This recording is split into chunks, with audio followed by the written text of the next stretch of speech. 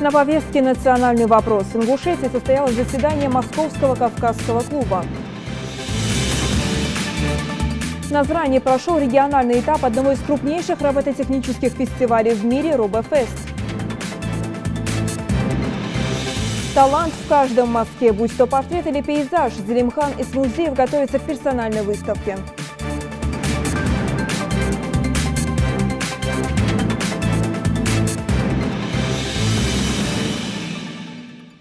Приветствую, в эфире новости.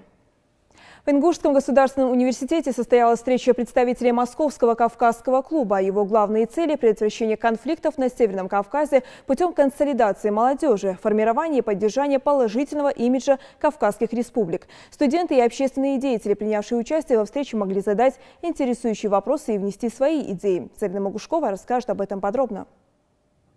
Московский кавказский клуб был создан еще 3 года назад. Теперь его деятельность поддерживает Федеральное агентство по делам национальности. Клуб работает в 6 направлениях. В первую очередь это поддержание межнационального и межконфессионального согласия, как в СКФО, так и в России в целом. Кроме того, он работает над инвестиционной привлекательностью регионов, реализует углубленную молодежную политику и содействует развитию туризма. Одна из задач Московского кавказского клуба – это давать грамотную, четкую и очень корректную экспертную оценку событиям, которые происходят в регионах Центральной России и на Кавказе. Это первое, это экспертная работа. Вторая задача – это установление диалога между властью и обществом. Например, у нас, скажем так, проводилось несколько подобного рода акций и в Москве, и на Кавказе, например, в Дагестане мы устроили встречу прямую студентов с чиновниками. Это все было в рамках Московского кавказского клуба. И ребята пришли и могли задать вопросы.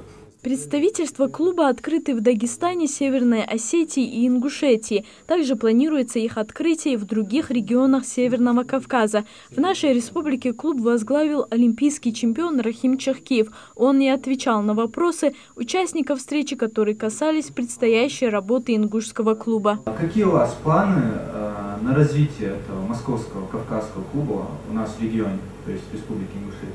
Выезжать в соседние регионы, будут приглашать к нам в гости, создавать определенные там акции. Те же, допустим,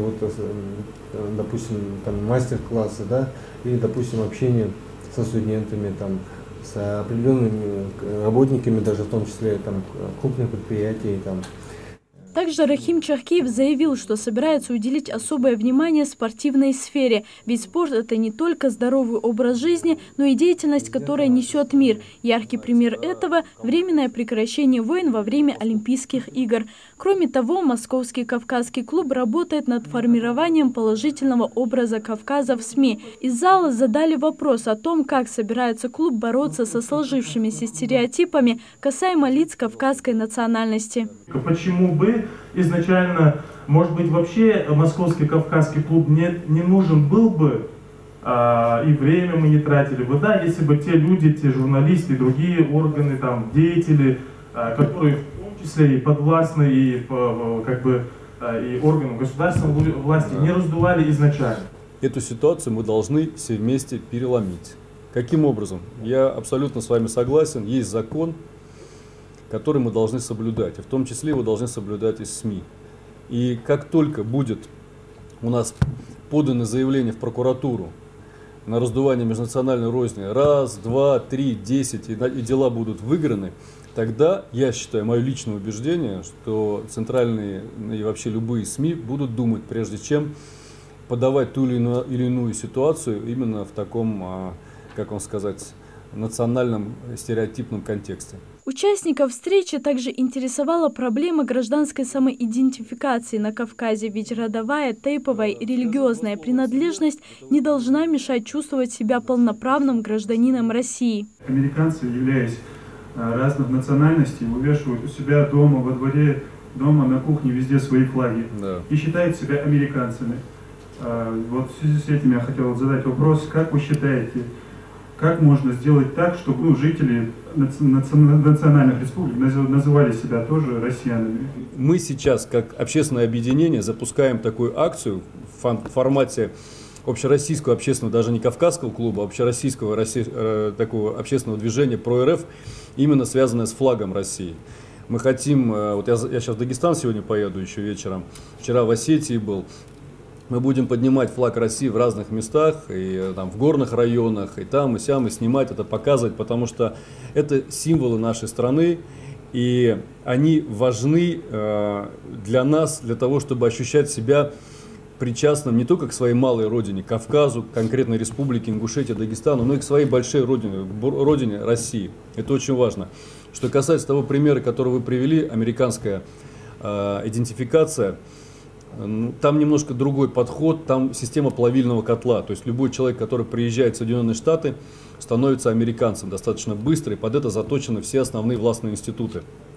У нас же в России есть возможность сохранить свою самобытность, сохранить свой язык, свою культуру, свою традицию. В этом нам никто не препятствует, но при этом чувствует себя, еще помимо представителя своего народа, конкретно вот ингушского в вашем случае или там другого, представителем и единой большой России. Московский Кавказский клуб – открытая платформа, к которой могут присоединиться не только партии и общественные организации, но и люди с активной жизненной позицией. В свою очередь, Ингушский государственный университет пригласил его делегацию на фестиваль народных культур, который студенты собираются провести в скором времени. Залина Могушкова, Рамзан Миржоев, Новости 24. Порядок регистрации юридических лиц и индивидуальных предпринимателей станет проще. С 29 апреля 2018 года ускорится процесс государственной регистрации юридических лиц и индивидуальных предпринимателей, сообщает портал консультант.ру. Это связано с переходом Федеральной налоговой службы России и МФЦ на электронное взаимодействие без дублирования документов на бумажном носителе. При обращении в МФЦ с заявлением о госрегистрации заявитель получит ответ в тот же срок, что и при обращении в налоговый орган. В случае обращения в налоговый орган результат можно будет получить по электронной почте без повторного посещения налоговой инспекции. Кроме того, с 1 октября 2018 года при повторной подаче документов на госрегистрацию из-за неполного комплекта документов или ошибок в оформлении госпошлину платить не придется. Один из способов повысить престиж инженерных профессий и поддержать талантливую молодежь – это Всероссийский робототехнический фестиваль «Робофест». Его региональный этап прошел в Назране. Соревновались 70 команд. Юные изобретатели должны были проявить себя в 2 номинациях. Разыгрывалась путевка на участие в фестивале робототехники в Москве. Итоговый соревновательный день в материале Зелимхана Калоева.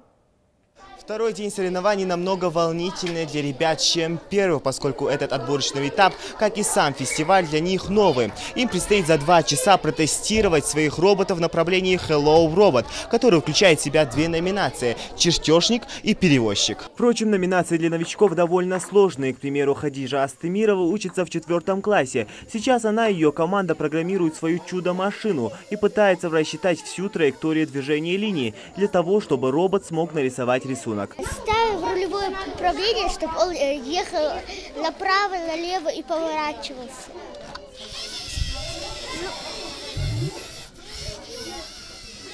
Но, как говорится, первый блин всегда комом, поэтому у ребят на тестирование своих роботов есть еще 2 часа.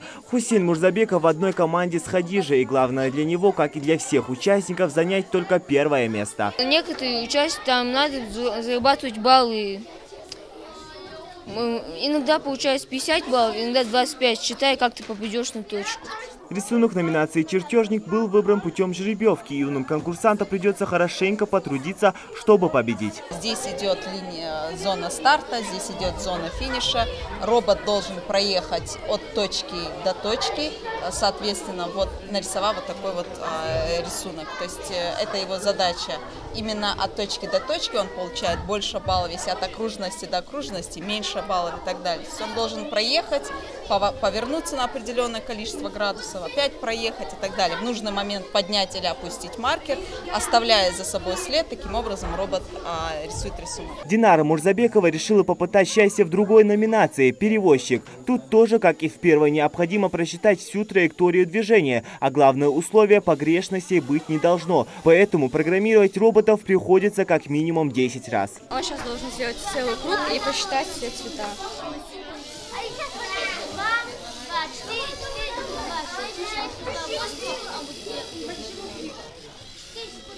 Ну, у нас свой порядок установлен. Допустим, синий, зеленый, красный, желтый. То сначала должен синий, потом зеленый, потом красный, потом желтый. А если он занесет 1 кубик вот как надо, то 50 баллов добавляется. А если наполовину, то 25. А если вообще не занесет, то минус 25 добавляется. А если он все занесет, то плюс 125. Время тестирования подошло к концу. Теперь ребятам нужно сдать своих роботов на проверку. Проверять их на вместимость вот в этот вот куб, размер которого 250 мм во всех измерениях. Начнем с чертежников. И вот настал самый волнующий момент. Второй заезд финальных соревнований. Сейчас нет права на ошибку. Робот должен самостоятельно выполнить все необходимые условия. Как только очередной робот стартует по траектории, все замирают в ожидании. В зале напряженная атмосфера. Эмоциям и волнениям детей нет предела.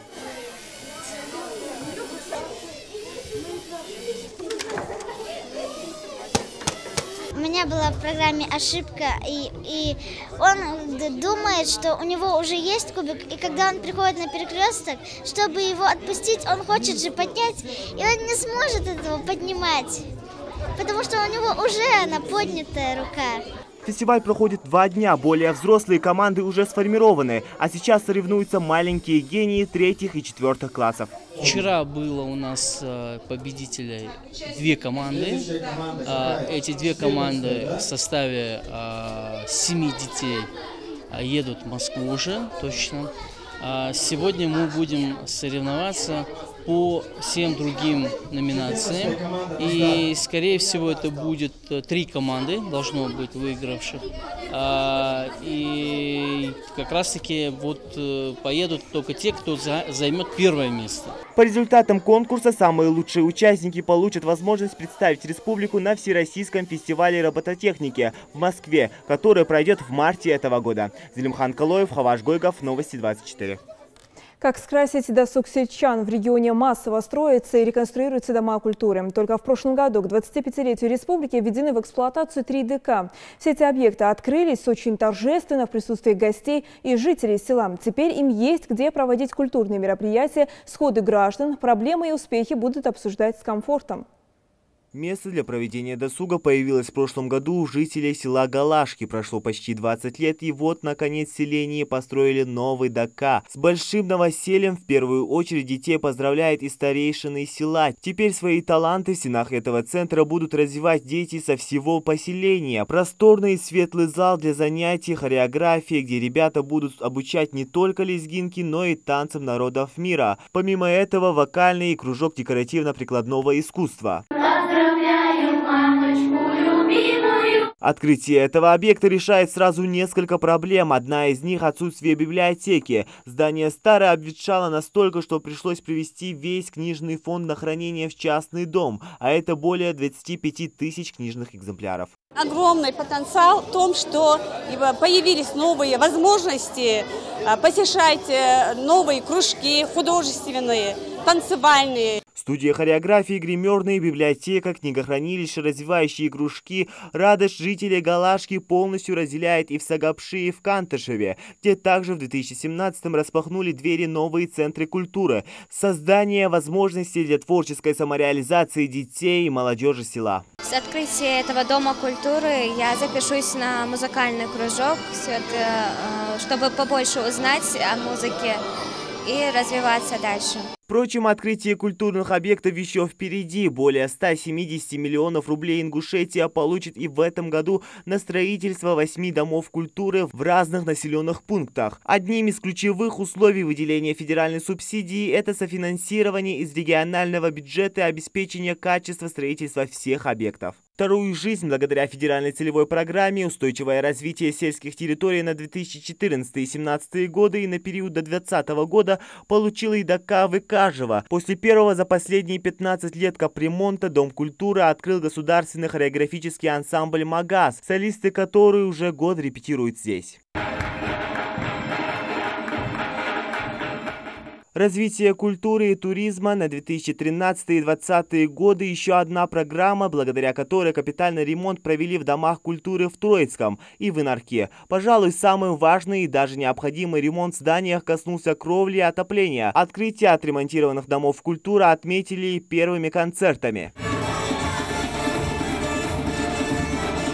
В Все новогодние мероприятия прошли в новых стенах, но кроме места проведения досуга сельчан, ДК – это еще и площадка, где теперь будут проходить самые главные сельские мероприятия. А скоро праздник открытия разделят и жители других сельских поселений региона. Зелимхан Калоев, Новости 24. Народный художник Ингушетии Зелимхан Исмурзиев готовится к своей персональной выставке. У Творца Прекрасного был перерыв в творческой деятельности из-за продолжительной болезни, лишившей его возможности писать картины. Но уникальные таланты и сила воли взяли верх, и Зелимхан представляет новые живописные полотна. Как ему удалось вернуться в строй, узнаем в материале. Картины, которыми восхищаются. Кажется, только шагнешь и окажешься в окружении восхитительных горных пейзажей, грациозных горянок и смелых джигитов. Мир, оживающий воображение и на холстах Зелимхана Исмурзиева. Творения народного художника Ингушетии никого не могут оставить равнодушными. Большинство этих картин не раз представлялись на всероссийских и международных выставках. Многие попали в частные коллекции ценителей искусства.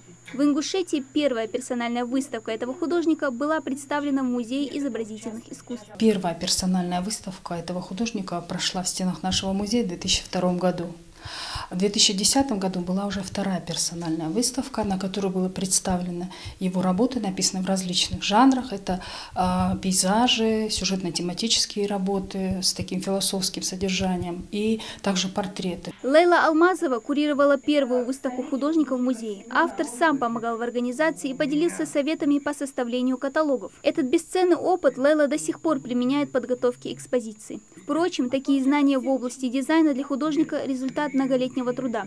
В 1979 году он окончил Ленинградское высшее художественно-промышленное училище имени Мухиной, факультет художника-дизайнера. Одним из преподавателей Зелимхана Исмурзиева был известный советский живописец Семен Аронович Ротницкий. В 2016 году к столетию художника была выпущена книга «Они верны своим учителям», где помимо жизни и творческого пути Ротницкого вошли и художественные работы трех его лучших учеников, в числе которых Зелимхан Исмурзиев. Моя учитель не... Чернова. Сокурсница. Да. Мне кажется, вы мне говорили про нее, рассказывали. Сейчас художнику трудно дается общение. После перенесенной болезни сердца у него начались проблемы с речью. Парализовала правую руку, которой он писал свои работы. Но любовь к искусству и удивительная сила воли творят чудеса. С помощью специальной гимнастики уже через 2 года художник взял кисть в левую руку, а белые полотна вновь заиграли красками. В основном жанр один – портретный. В мастерской художника их около 20, и они уже успели побывать на выставках во многих городах. Работы Зелимхана Исмурзиева принимали участие в выставке в Майкопе, в Краснодарском крае, Беларуси. В общем, очень много городов. И все зрители восхищаются работами Зелимхана. Причем это не просто обычные зрители, но профессионалы. Подчас создается впечатление, что люди искусства, романтики и мечтатели, часто разбивающиеся о скалы реальности и стоящиеся под натиском проблем. Но вряд ли это относится, например, к Бетховену, под конец жизни частично потерявшему слух, но несмотря ни на что, написавшему одну из великих композиций «Торжественное месса». Или известнейшую индийскую танцовщицу Судху Чандран, судьба которой чем-то схожа с жизнью художника. Потеряв ногу во время автокатастрофы, ей вставили протез, и уже после 2-летнего перерыва она снова начала танцевать и покорила всю Европу. Или к Зелимхану Исмурзиеву, признанного мастера своего дела, у которого этой весной пройдет первая персональная выставка новых работ в Музее изобразительных искусств. Дана Плиева, Рахман Цуров, Новости 24. Ингушский боец Муса Ивлоев стал победителем 56-го международного турнира по греко-римской борьбе. Соревнования посвятили памяти легендарного борца Ивана Поддубного, и проходят они в Краснодаре. Напомню, что еще вчера 2 наших земляка тоже завоевали награды. Бекхан Аздоев, представлявший Пермь, стал лучшим в весовой категории до 87 килограммов.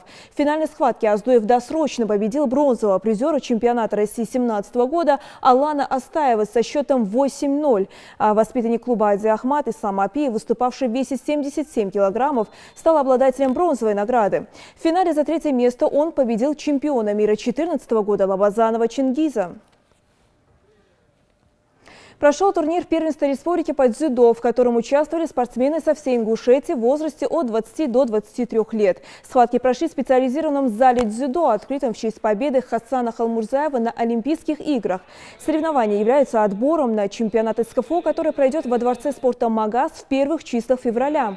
Были заявлены разные весовые категории от 60 до плюс 100 килограмм. Все ребята выступили достойно, и победители получили заслуженные медали и грамоты, а награждал их заслуженный работник физической культуры России Руслан Базоркин.